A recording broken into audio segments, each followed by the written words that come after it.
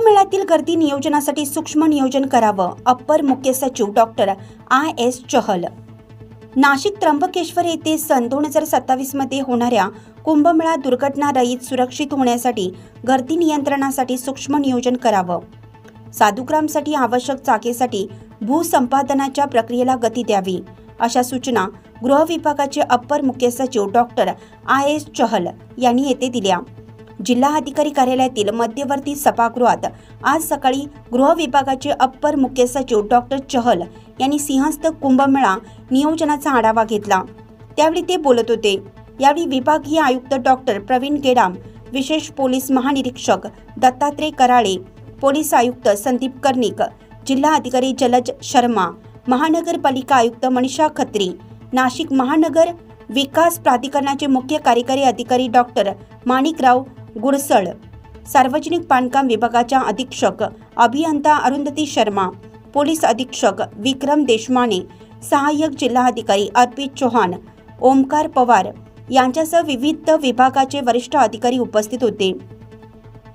Upper मुख्य सचिव doctor Chahal म्हणाले की आगामी कुंभमेळ्यासाठी कमी कालावधी राहिला आहे।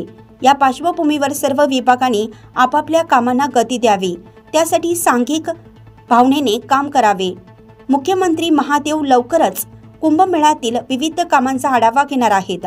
घाट, नदीपात्राची स्वच्छता, कचऱ्याची विल्हेवाट याचंही नियोजन करावं।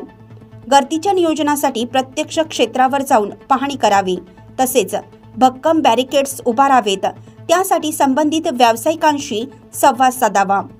गर्दी नियोजनासाठी स्वयंसेवकांची मदत घेता येईल का याचीही पडताळणी करीत त्याचेही नियोजन पोलीस दलाने करावे। CCTV यंत्रणा तातडीनं कार्यान्वित करावी। सार्वजनिक बांधकाम विभागाने आपल्या कामाचे प्रस्ताव सादर करावेत, असेही निर्देश अप्पर मुख्य सचिव डॉक्टर चहल यांनी दिले। विभागीय आयुक्त डॉक्टर गेडाम यांनी सांगितलं की कुंभमेळ्यातील कामांना गती देण्याचे निर्देश देण्यात आले असून त्यांचा नियमितपणे आढावा घेतला जात आहे। जिल्हा अधिकारी श्री शर्मा यांनी कुंभमेळ्यानिमित्त सुरू असलेल्या तयारीची माहिती दिली, तर पोलीस आयुक्त श्री कर्णिक, महानगरपालिका आयुक्त श्रीमती खत्री, पोलीस अधीक्षक श्री देशमाने यांनी आपापल्या विभागातर्फे सुरू असलेल्या कामाची माहिती दिली।